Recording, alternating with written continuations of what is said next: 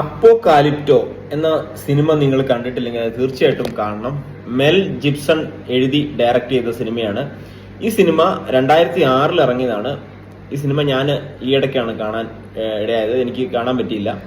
ഇതിനകത്ത് അഭിനയിക്കുന്ന പ്രധാന നടന്റെ പേര് യങ് ബ്ലഡ് എന്നാണ്. എല്ലാവരും ഈ പടത്തിൽ എല്ലാവരും ഇതൊരു സിനിമയല്ല, ശരിക്കും പറഞ്ഞാൽ ഒരു കാലഘട്ടത്തെ വരച്ചിടുന്ന കാര്യങ്ങളാണ്. നമ്മൾ ഈ സിനിമ കാണും വിചാരിക്കും, ഇങ്ങനെയൊക്കെ ഈ കാലത്ത് നടന്നിരുന്നോ എന്ന് വിചാരിക്കും.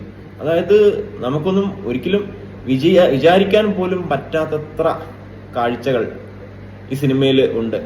ഈ സിനിമ എന്ന് പറഞ്ഞാൽ നമ്മൾ വെറും ഡയലോഗ് മാത്രമല്ല, അതിനകത്തുള്ള കാര്യങ്ങൾ നമ്മൾ കാഴ്ചകളിലൂടെ ഈ സിനിമ കൊണ്ടുപോവാണ്. 2 മണിക്കൂർ മാത്രമേ സമയമുള്ളൂ.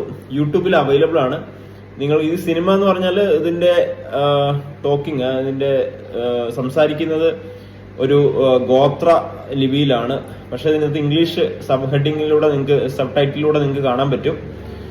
സിനിമ തീർച്ചയായിട്ടും നിങ്ങൾ കാണേണ്ട ഒരു സിനിമയാണ്. കണ്ടിട്ടില്ലെങ്കിൽ നമ്മുടെ യൂട്യൂബിൽ ഇതിന്റെ ലിങ്ക് അവൈലബിൾ ആണ്. ഞാൻ കഴിയുമെങ്കിൽ ഇതിന്റെ ലിങ്ക് ഞാൻ താഴെ ഡിസ്കഷൻ ബോക്സിൽ കൊടുത്തേക്കാം.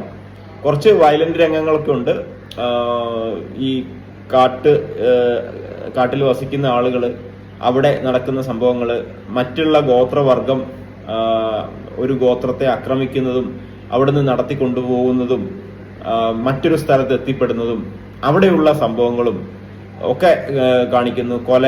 കൊലകളൊക്കെ ധാരാളമുണ്ട്, വയലന്റ് രംഗങ്ങളൊക്കെ ധാരാളമുണ്ട്. അതുകൊണ്ട് തന്നെ കുട്ടികളെ കാണിക്കാതിരിക്കുന്നതായിരിക്കും നല്ലത്. നിങ്ങൾ ആർക്കെങ്കിലും ഈ സിനിമ ഇതുവരെ കണ്ടിട്ടില്ലെങ്കിൽ തീർച്ചയായിട്ടും കാണാം. താഴെ ഡിസ്ക്രിപ്ഷൻ ബോക്സിൽ ലിങ്ക് ഉണ്ട്. താങ്ക്